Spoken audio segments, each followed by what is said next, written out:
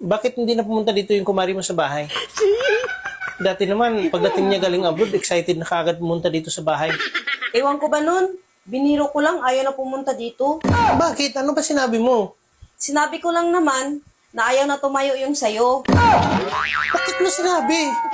Teka, mukhang duda ko sa inyo eh. Kumari natin yun, pagdudahan mo, ano ka ba? Puntahan mo, bawiin mo yung sinabi mo. Ano ba sabihin ko? Sabihin mo na malakas pa tumayo.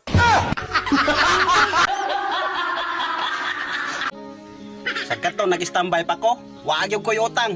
Pero karon nga nagtrabaho na ko, napuro na lang ko utang. Yawa!